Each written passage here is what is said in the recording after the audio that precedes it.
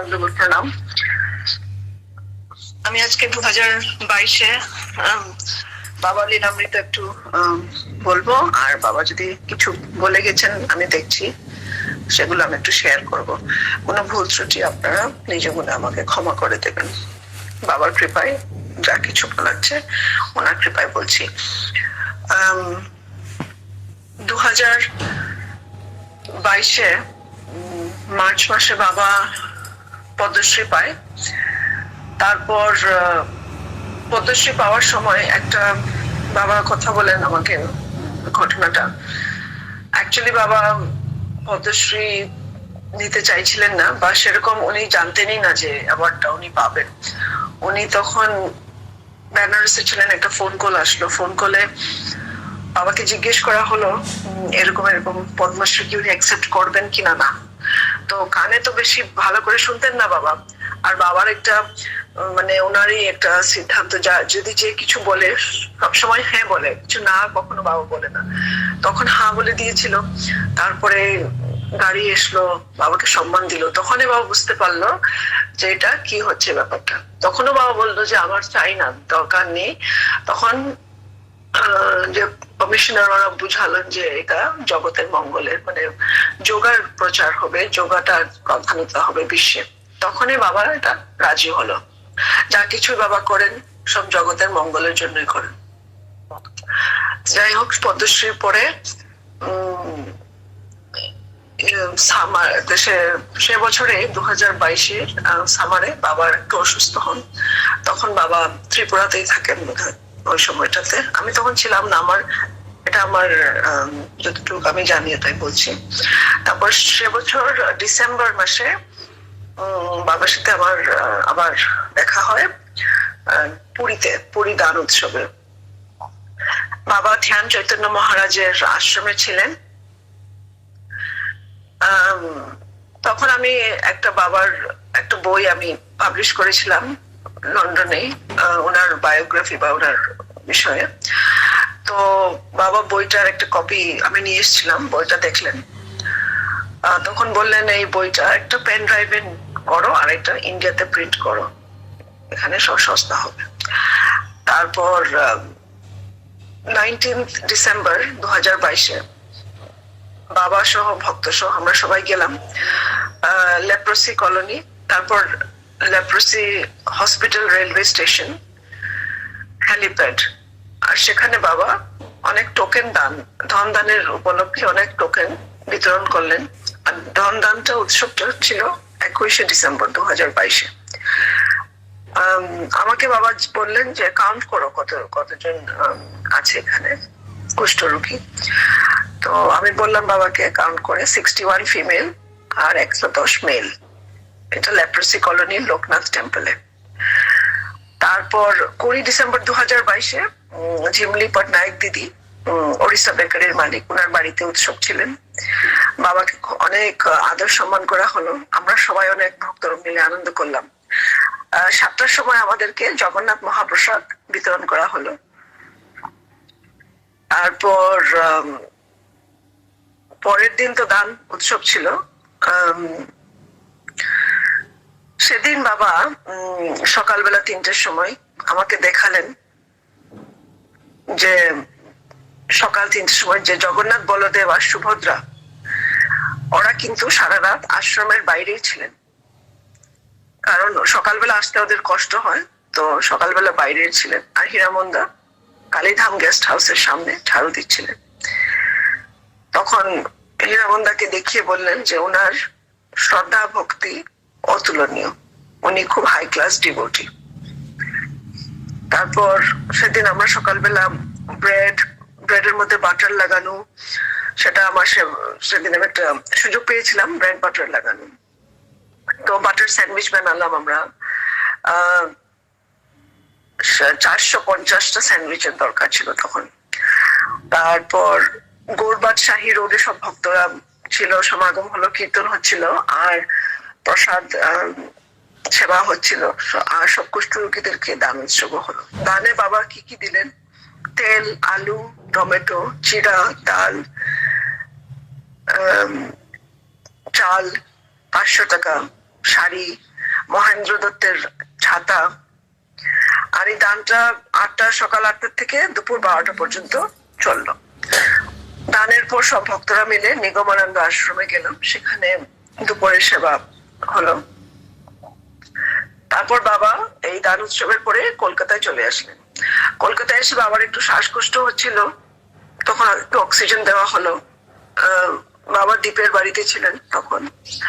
26 December Purushottam দা আসলেন, আর গড়বেতার plan হলো। গড়বেতা আগের থেকে প্ল্যান ছিল।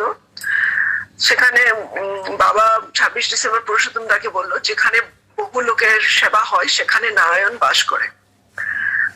27 ডিসেম্বর গেদে বলে একটা জায়গা আছে, সেখানে বাবা গেলেন 3 দিনের জন্য।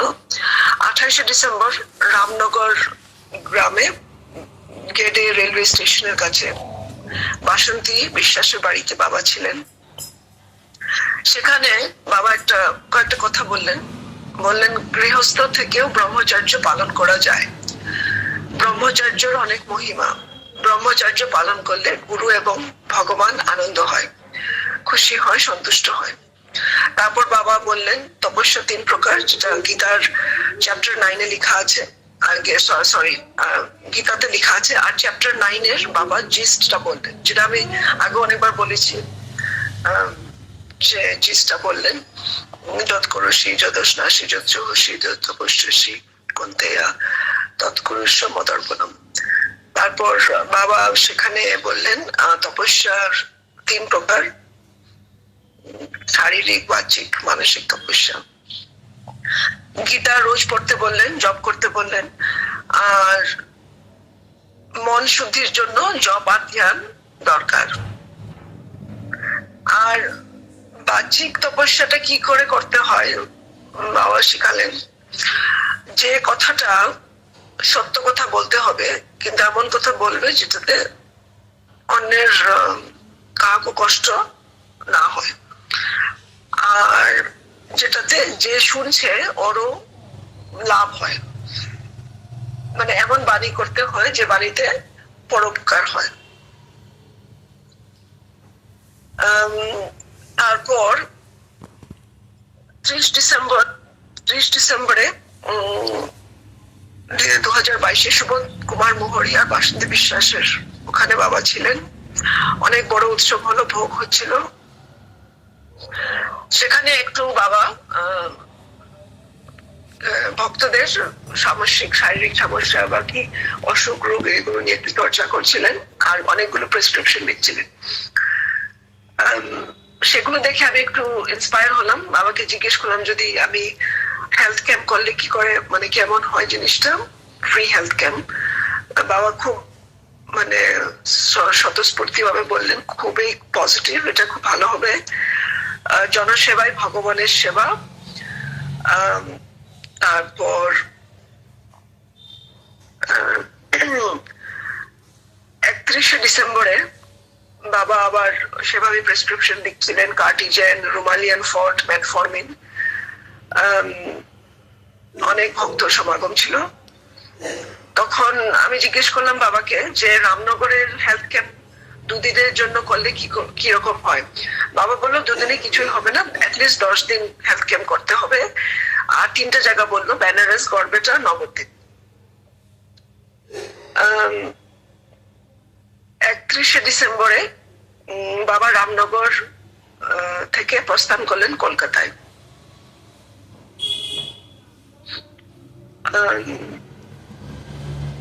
আচ্ছা, রামনগরে যখন ছিলেন বাবা একটা শিবনিবাস মন্দিরে মানে বাবা গেছিলেন। সেটা হচ্ছে এশিয়ার 2nd লার্জেস্ট শিবলিঙ্গ, আর সেখানে রাম সীতার মন্দিরও আছে। সেখানে 30 ডিসেম্বরে বাবা বললেন দীক্ষা দেওয়ার পরে,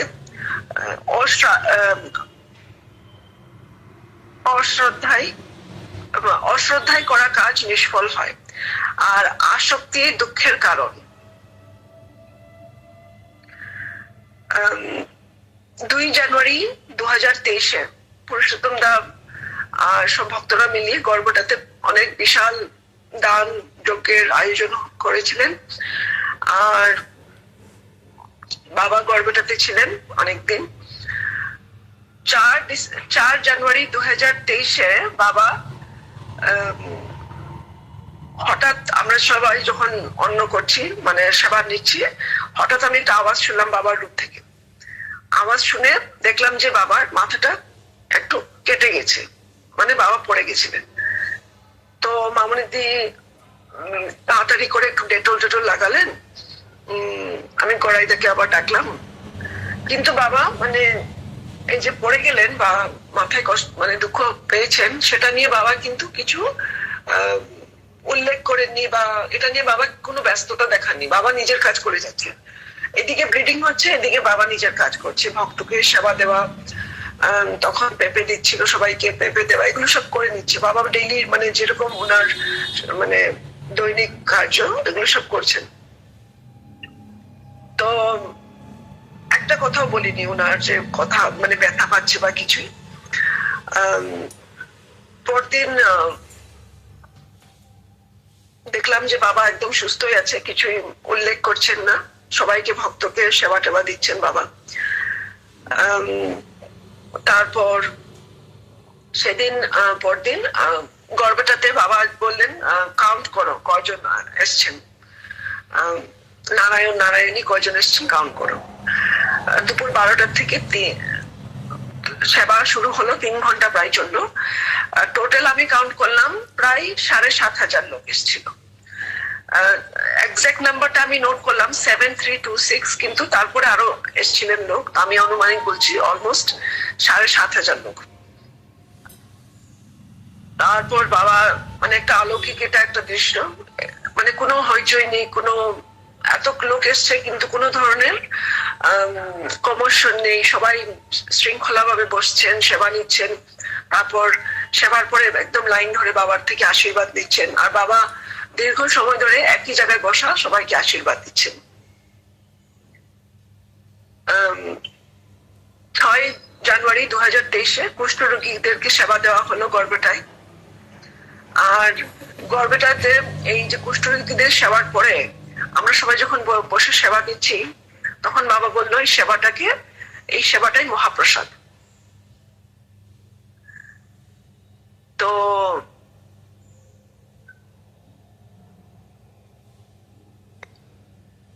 কলকাতায়, তারপর গর্ভটার পরে বাবা কলকাতায় প্রস্থান করলেন। তো আজকে এই পর্যন্তই, কোনো ভুল ত্রুটি আপনারা ক্ষমা করে দেবেন। ওম অজ্ঞানতিমিরান্ধস্য